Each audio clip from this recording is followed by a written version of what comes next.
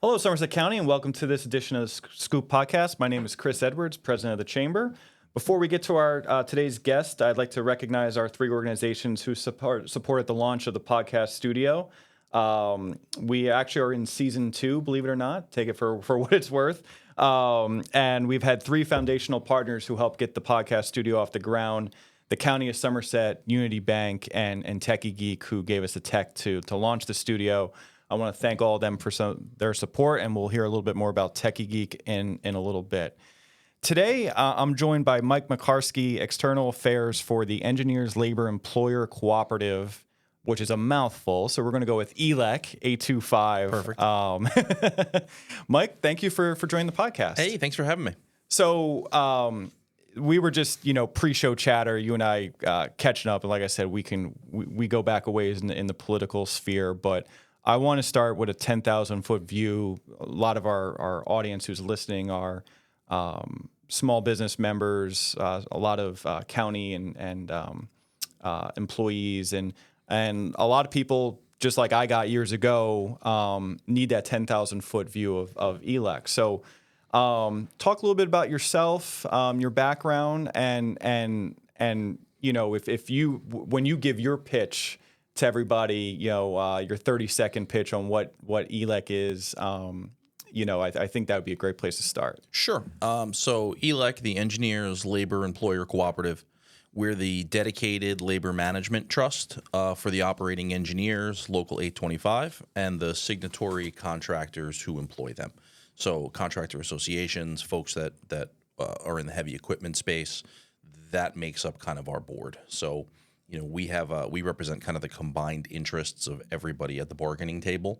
So taking a step back, operating engineers are the gals and guys who operate heavy equipment. They build the roads, they build our energy infrastructure, they build our buildings, our warehouses, solar farms, gas plants, Amazon warehouse, fix the bridge. That's our gals and guys. We represent them and the contractors who employ them. So my folks on the union side of the house, their job is to grow the market share. We at ELEC, our job is to grow the market. So Right. We view ourselves as kind of an economic development and more of a policy organization, where our counterparts on the union side of the house, they're in the jurisdictional space. Right. And I think, you showed me the fantastic intro to your new television series that kind of starts big picture of skyscrapers, bridges, all those things we associate with those workers. What that still happens, but how is also that industry involved? What are maybe some projects going around the state that we go, oh, wow, that's really what those people who were building the bridges and skyscrapers are now working on? Sure. It's a combination of kind of everything. Obviously, you have the Gateway Tunnel, the Portal North Bridge. Those are big things that our folks are doing. There's a lot of discussion around the Turnpike extension as you're getting from Essex to Hudson. That's a big, massive project. As you kind of come out this way, my gals and guys are doing the bridges on 78 going over the northern portion of the county. I think it's Conkus that's out there. Yep. That's doing the replacements. As you go further out into the state, outside of Somerset, you have some of the larger supply chain logistics warehouses. As AI starts coming in and we start talking about AI data centers, that's going to be our gals and guys that'll ideally be building those facilities.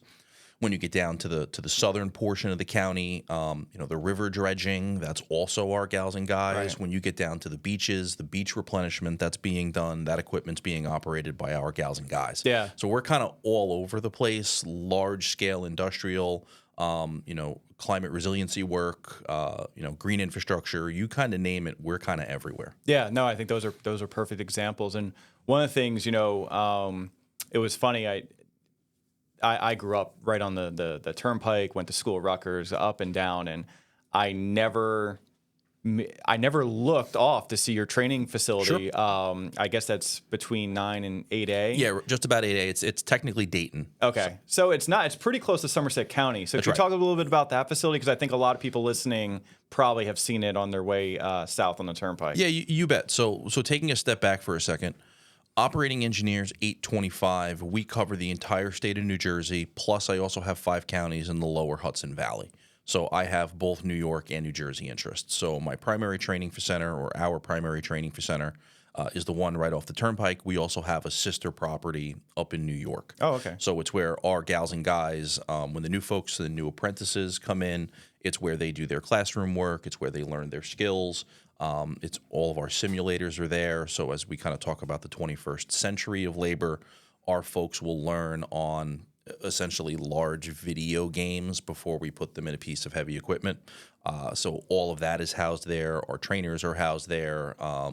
That's kind of one of our big flagship locations. Yeah, no, it's really impressive. So if anyone's driving down that way and maybe they're listening to this podcast, please take a glance. And I know we've been talking for years. I think the pandemic kind of stopped that of like having doing a tour one day, and we'd love to set that back up. One of the things that is a common thing that's happened here in New Jersey. So if you look at like New Jersey American Water is acquiring a lot of the municipalities and their water systems, and they're replacing pipes, in Somerset County, most of New Jersey, right, put in 150 to 100 years ago. Sure. So you have aging infrastructure, but you also have the need for new infrastructure, right? It's not just about replacing a bridge; it's about enhancing a bridge, or it's not about having a larger building, but it might be modernizing facilities. So can you talk about maybe when you go out and your job is to educate elected officials, business leaders, what are you hearing out there in terms of some of the roadblocks in place for your organization, some of the roadblocks in place in terms of infrastructure, and really kind of what's your day-to-day look like when in external affairs? Sure. So we'll take a step back for a second, because you mentioned one of the public utilities. So I was a speaker at the Utilities Association conference, and we were talking about kind of workforce development and the opportunity that's out there. So when you start with public water, wastewater, roads, bridges, electric distribution, gas distribution, and telecom, over the course of the next decade or so, that combined industry in the state of New Jersey is going to spend between $30 and $60 billion doing upgrades, replacements, enhancements, because they have service and customers that they have to deliver that to. Right. So somebody has to do that work, and obviously not all of it is large scale, but in terms of what the opportunity is going forward, that's kind of what's out there. So using that as a jumping off point, that is where we then go into talking to local businesses, talking to local elected officials, why these types of investments are important, why they are important in terms of having them move as quickly as possible, because it stops service disruptions. It helps, make sure that business have, electrical reliability, or if they're a restaurant, they have gas reliability, kind of whatever the particular industry is. So then we move into kind of the development side. Some of the things that we talk about, local, state lawmakers, that we've seen is the time from concept to shovel in New Jersey, in terms of bureaucratic barriers, Right. is one of the longest in the country. Yep. I mean, I think the average is close to 3 years at this point.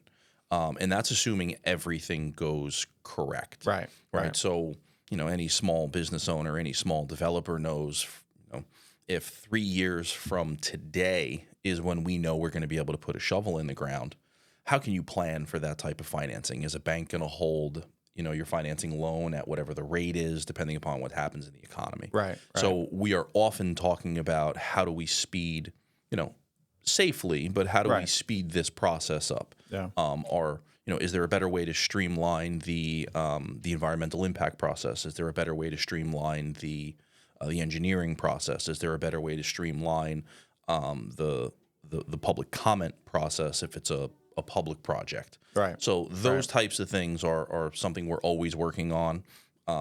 Just because in our estimation, the growing time frame from concept to shovel is just not sustainable for us in Jersey. Right. And that's something we see here a lot. I was just recently at a ribbon cutting for one of our larger corporate partners in Somerset County, and we sat down with them 11 years ago for the initial concept of the project. And I got up there to say a few words, and one of the things I said was, it was really encouraging for me to see a project go from the starting line to the finishing line for this large of a scale, because there's so many barriers in between that, most projects hit one of those and it's over, or a company pulls a plug and says we're moving to North Carolina, or, a million different things. And that's why I think it's so important to have organizations like yours that are trying, right? You shave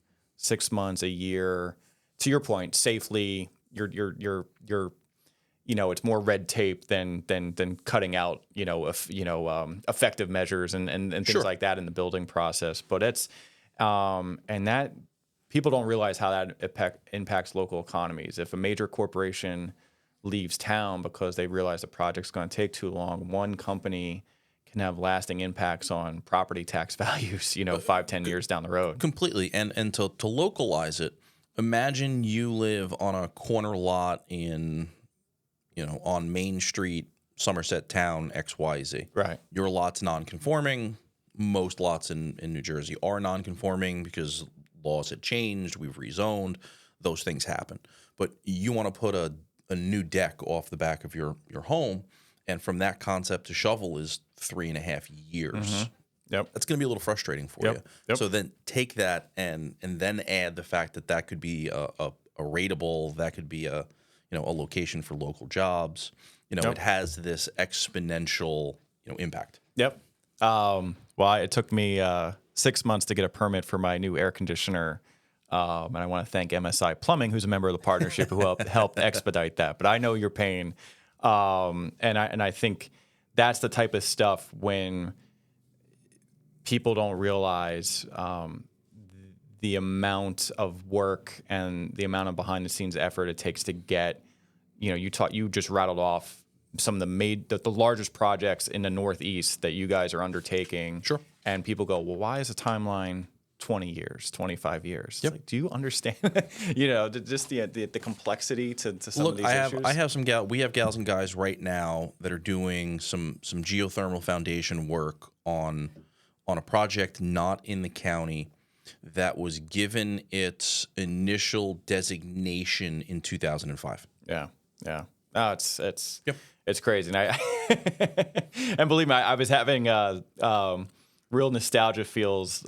Lydia won't understand this, too young, but I watched Happy Gilmore 2 over the weekend. Sure. And it was like, oh my God, like, look how everyone's aged. That first movie came out in 97, total nostalgia trip. And that was filmed in Somerset County mostly. I was going to say, I spent most of the time watching the movie and going, oh, that's up 3 blocks from my house. Right. Oh, I know that one. I've played that golf hole. Yep. No, it was that was a really cool badge of honor for the county. I want to shout out the Somerset County Film Commission for really creating the atmosphere along with the State Film Commission to bring these types of things to the area. So before I go off on my movie podcast, as I mentioned at the beginning, a lot of our members are, small business owners, maybe they're county employees, some state workers. What would you like them to know about the work that ELEC's doing, and kind of tying it up into all the stuff you're doing, how it hits home for the average taxpayer? Sure. Obviously, when you get into large-scale infrastructure, big amounts of that are publicly funded. It's just kind of the nature of the beast, right? Roads, bridges, it's public use. That stuff is paid for by public tax dollars or bonding or whatever financial mechanism. So part of it is we like to make sure that folks know that we have the best trained and the safest workforce out there. Right? We've got the heavy machine operators. We got folks that operate cranes. Somebody not trained on a piece of equipment misdigs somewhere and there's a pipe leak. people end up on the 7 o'clock news. Right. So we take that really, really seriously. So Yep. training and safety is a very, very big thing for us and our workforce, because the job has to get done right because everybody depends on it. Right. If Yeah. a bridge is closed too long, that impacts everybody. Right. Right. Then from there, particularly for folks in governmental and regulatory entities, we have a lot of expertise in our areas. So we're here to be a resource. Right. Right. We're here to be a resource where we can come in and present. We can be a sounding board for folks that are thinking about things. Taking a step back. So, Local 825, we're celebrating our 105th anniversary this year. The operating engineers nationally, I think we're 130 this year.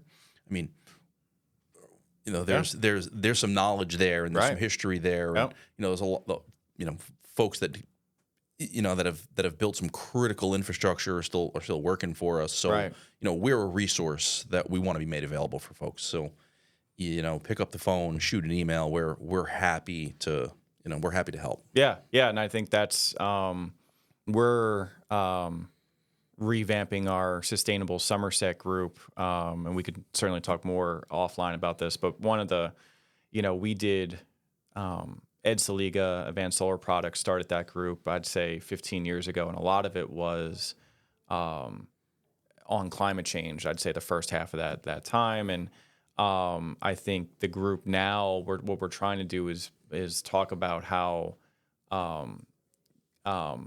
projects that happen, whether they're new builds, whether it's something small as things that companies can do, like a tenant in a building where it's changing lighting and things like that, but have such a drastic impact on a company's bottom line. And I think there's a lot more stuff that we could do with you guys in terms of making people aware of projects, making people aware of initiatives that are going on that are going to have a bigger impact for the entire community. Certainly. And that's it's really good for me to see like our sustainability movement move into that next direction of, what are projects out there that really can have an impact, and what as a county and as a business partnership we can do to be more supportive for you guys. So certainly, and the other side of that too is I think that organization, obviously shameless plug, I was part of it until COVID kind of derailed some of those events, but making that a resource too for businesses and residents to understand the types of programs that already exist, right, to help folks, lower their utility bills a little because of efficiency measures, right? If we do a slight, if business X reduces their load pull off the grid by, 0.2%, but everybody on the block does it, it takes a little strain off the right. existing grid. And we can go down a whole rabbit hole about, large scale grid upgrades that have to get made and generational discussions. Yep.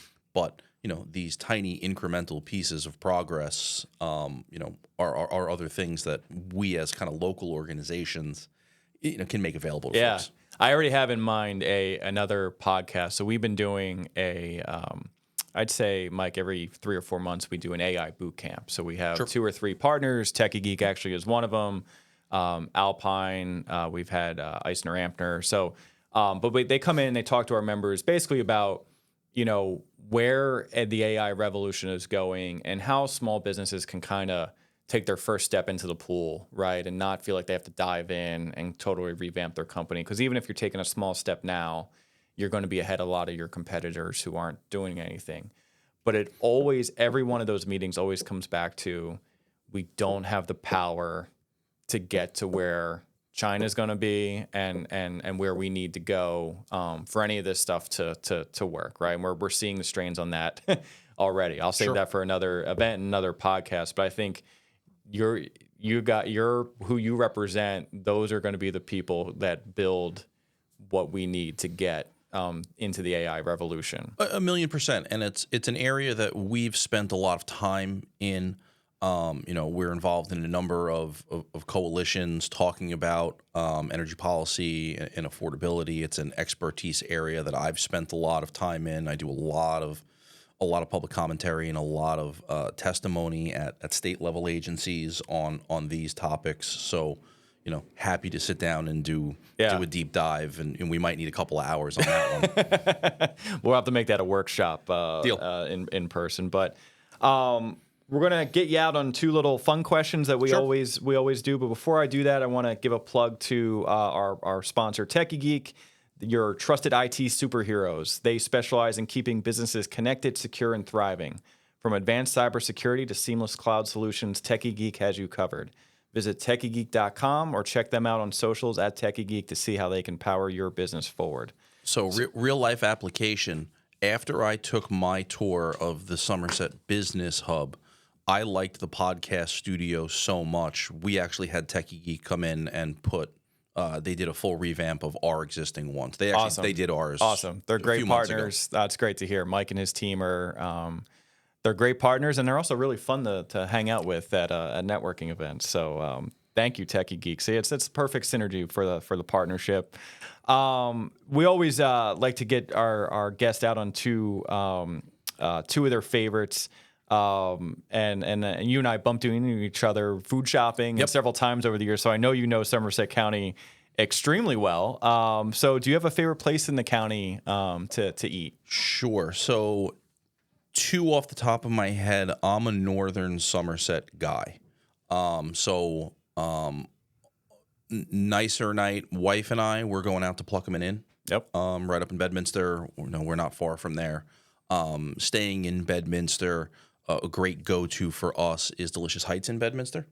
We go up there with our son. I've got a 20-month-old at this point, and they're wonderful with him being there. He has a blast. So they're both of those places are just great. Yeah. It's funny you say that because I always categorize when people ask me, I go, are you with or without kids? Because I have answers for both. Mm-hmm.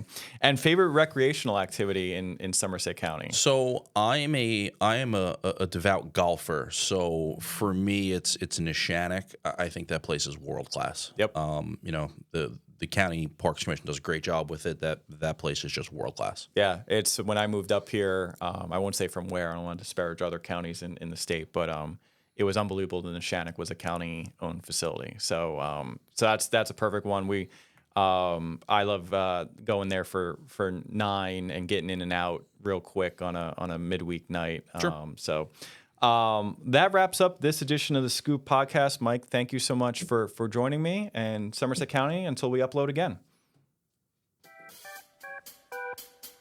Awesome. That was somehow.